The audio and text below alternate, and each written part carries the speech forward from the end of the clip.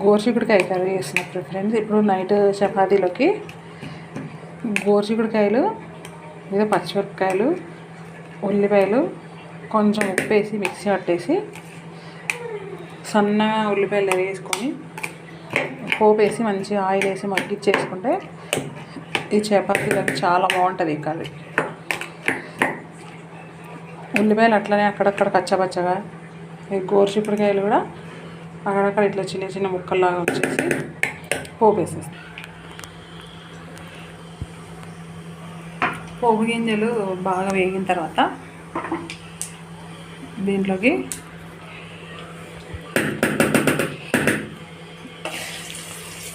పోపు గింజలు ఎర్రగా వేయనాయి కదా, అయిన తర్వాత ఉల్లిపాయలు కరివేపాకు వేసేస్తాం.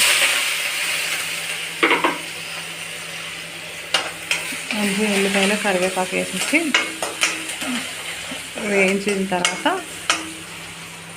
మనం మిక్సీ పట్టాం కదా ఈ గోరుచిక్కుడుకాయ పేస్ట్ కచ్చా పచ్చగా ఇది వేసేసి మగ్గిచ్చేస్తాం.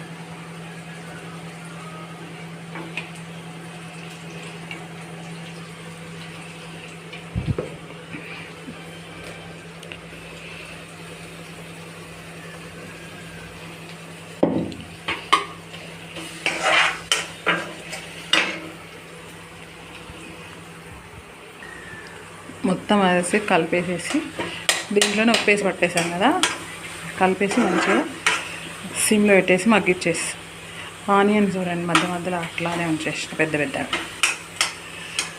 ఆనియన్స్ మగ్గితే బాగుంటాయి కదా. చూడండి మంచిగా పచ్చిమిరపకాయలు, ఉల్లిపాయలు మంచిగా మగ్గినాయి. ఇట్లా మంచిగా ఇంకా కొంచెం కలర్ చేంజ్ అయితే చాలా టేస్టీగా ఉంటుంది. రొట్టెలోకి, చపాతీకి, అన్నంలోకి బాగుంటుంది.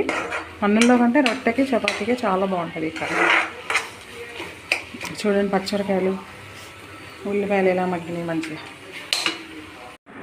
కర్రీ చూడండి మంచిగా ఫ్రై అయింది, చపాతీలోకి చాలా బాగుంది.